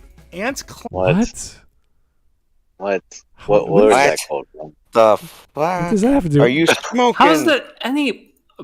fuck this. This just is go so to What is this guy smoking? They're really good stuff. I wish I had some. I could quote Plato as well, but I don't think it applies. When you completely mischaracterize capitalism, then of course, then you can say stupid shit like that. For it to sound this stupid, that he can't be smoking the good stuff. Fuck that. Oh shit. Anyway. Maybe it's skunk weed. I don't know. Some like electronic old man sitting in a chair, holding a tablet and telling that, like, well, capitalism will never man. But you can see the end of the world first. Maybe he was searching good quotes on Google. He started typing in a sentence and then Google like completed it for him. Yeah. Maybe the entire script is like that. Let's make a video over this. Like, no, dude. Please donate more money to my Patreon so I can tell you how awesome socialism is, and I can work on removing all capital and money and currency to enact communism. Please donate more. From your wallet, yeah. Please donate and he tries to call Jared, like, hey, look what I did. And Jared just blocking his call. Anyway, from State Farm? We got less than a minute. Let's finish this off. Wait, what? It's from State Farm? Yeah, Antz rallies the new world, but fails to imagine what that new world might look like. But what do you think? Are we open? All right, you wanted a sequel to this movie? I think you're not smart. Yeah, he's look at the frame you paused on. Looks like the soy jack with the hat. Something is off with this guy. He feels like he's just reading a teleprompter and trying to sound smart. Like, he doesn't sound... You're just saying that because he can't blink synchronously. I don't know anymore with Wisecrack. It's getting kind of retarded. Where's the fun? There's no fun anymore. They just say platitudes. Stream memes. All right. So, Great Scott, thank you. I'd be surprised if Wisecrack doesn't make this dumb comparison they also need to replace the me with we to really sell it. Okay, me and the bourgeois. Me is aggressively asking why this subreddit doesn't post more of A Bug's Life memes. And the bourgeois is realizing A Bug's Life is communist propaganda, showing the proletariat how to revolution. Okay. I gotcha. Fire ants are scary. They kill armadillos. Holy shit. Yeah. Jesus. Mm-hmm. Oh god, there's these driver ants in the jungle.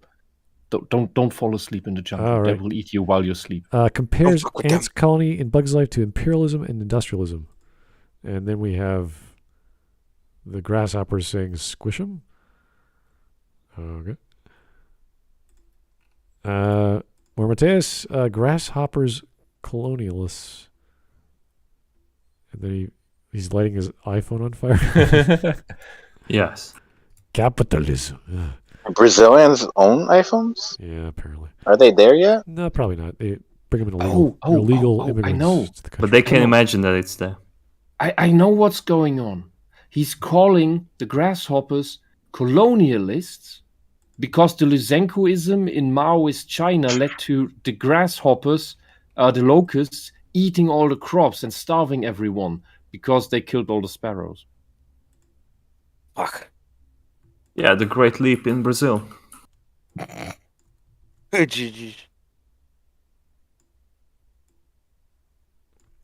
All right. I used to think my life was a tragedy, but now I realize it's a bug's life. Poor bastard. You think this is funny?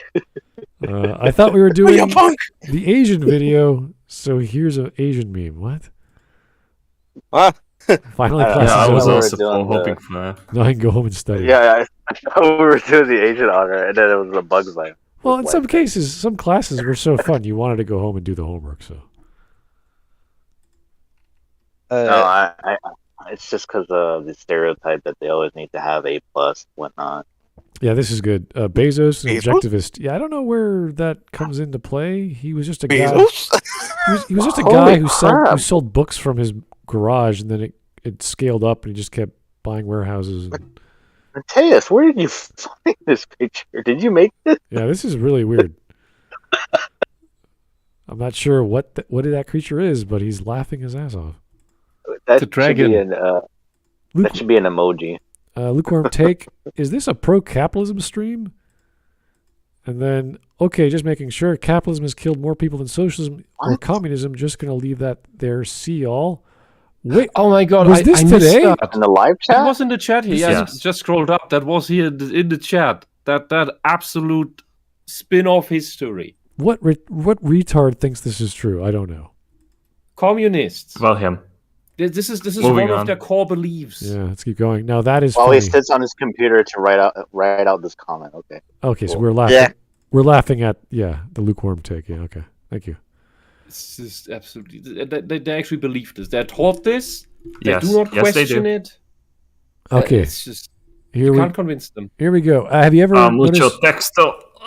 Have you ever noticed that as we get deeper into any dungeon, there are fewer creatures to kill, but they're much more powerful? Yeah. So. It doesn't suggest that to you that there's a class structure at work here. Like, what if the goblins down here are only easy to kill because they don't have access to armor, swords, spells, the meaning of destruction? The means of destruction, if you will.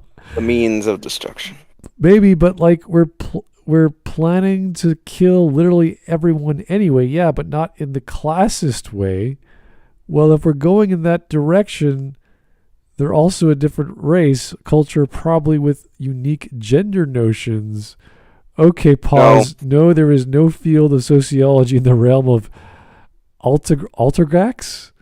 May I roll to understand the human condition? You may not.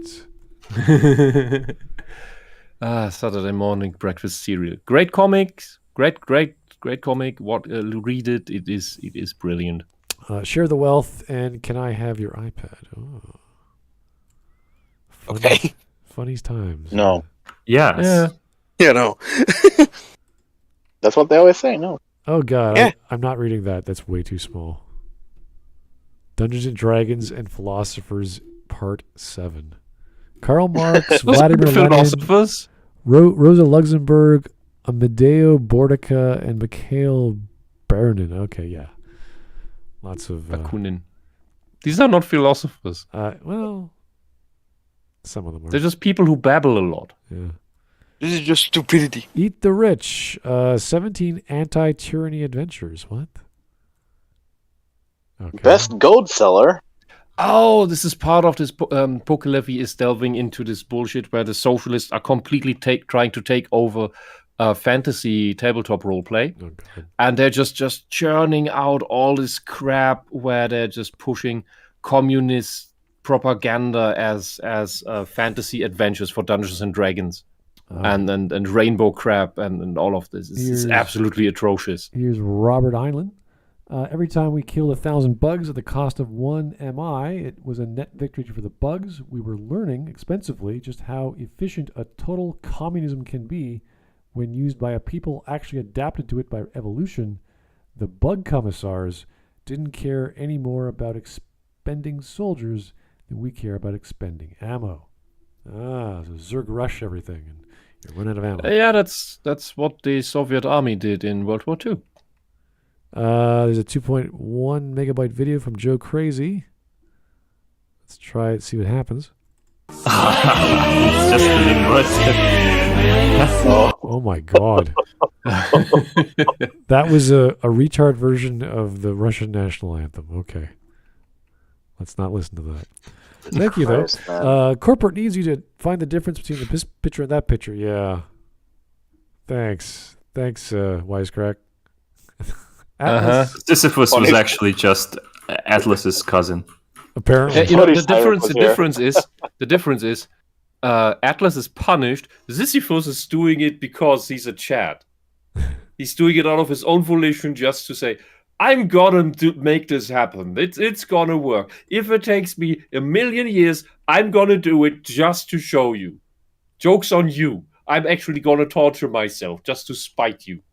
All right, another Joe Crazy. 39 seconds. I don't know. It's too long, but let's just see what happens. Birthplace of communism in China. And today it stands as an anti-capitalist shrine. All right, that's enough for me. 9 seconds of Top Gear. A shrine. I don't know. Wisp, some moles are like the McDonald's right next door. The naked mole rats is a colonial, aka eusocial animal. Okay. The naked mole rat and the Tomorrowland mole rat are currently the only eusocial vertebrates. That is true. They built little underground colonies where all the mole rats live, and there's only one fertile mole rat. You can call it a queen if you will. And they all have this one hole within the burrow that is their mutual toilet where they crawl into, piss, and then leave again. Oh. And like it's a tunnel that just falls down.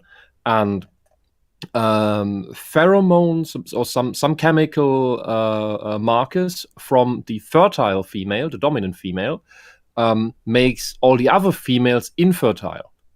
And only after she is gone, that starts some hierarchical play that determines who the new female is, and she will produce the chemical marker that keeps suppressing the other female's fertility. So it's kind of interesting. Here's the Mechanist. The Mechanist and his sidekicks, Corn Pop and the Gimp, face off against Zuckerborg in Showdown in Skull Island. And it looks like the Mechanist has all his Lego characters. Okay. Doing stuff. Good stuff. Okay, cool. I really like the Corn Man. I would like to have that. Objectivist in this guy's mind in a few years from now. The Cazador? Yes. By the way, because I really don't like bugs. Because of Fallout. The Fallout so the objectivists are behind the Big Empty. Oh, wow. Okay. It's possible. Oh, we got a super chat. Sorry, got to read that one. It's a $10 or $9.99 one from Batkid, the Jedi Bendu. Thank you, sir. Despite the messages of socialism, you could maybe argue about, there is no capitalism in either world of these movies. These are monarchy systems. There is no trading. See, this is what I'm concerned with. Like, there's no economics. It's just worker ants. Yeah. There is a hierarchy of, like, who's on charge and this and that. You could argue that's going against your oppressors, but it's more or less just someone wanting a different life. And yeah, I do agree. There is no trade, no currency in these. But a monarchy does not mean that there is no trading system. However, in these kids' movies, that is just all of that stuff is just left out because it's not relevant for the story. Absolutely not. Like they don't need to emulate all of human society, like the movie Robots that we covered at some point.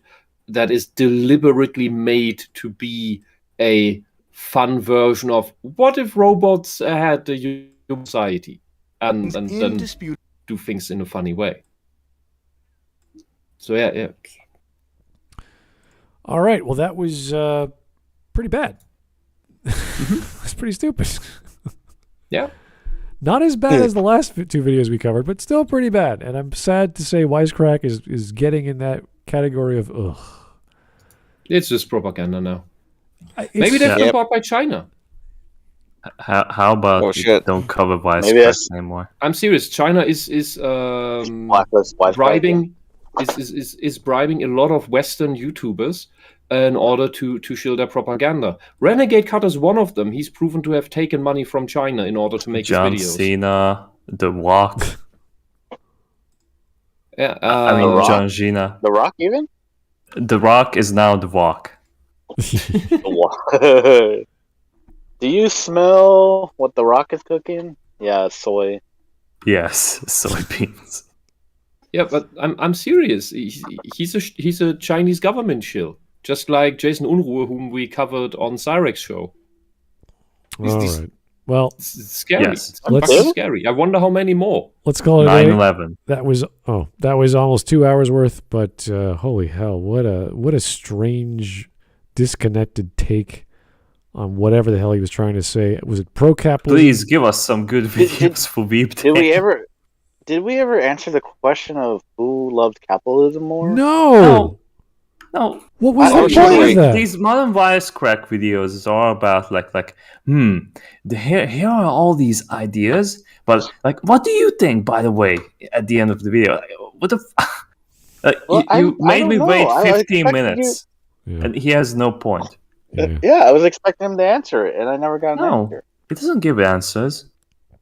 I want every video we cover with a title. Yeah, I want every video we cover with a title to answer the damn question of the title, if there's a question. Or at least be about the title. Well, that's asking too much. I think that's... I don't know. I hate when whoever is going to put together the list for the Veep Day, I just give us some ER. Give us something fun, yeah. At least if you can't come up with a correct answer, just say, I don't know. At least. Yeah, exactly. You didn't even bother to do that.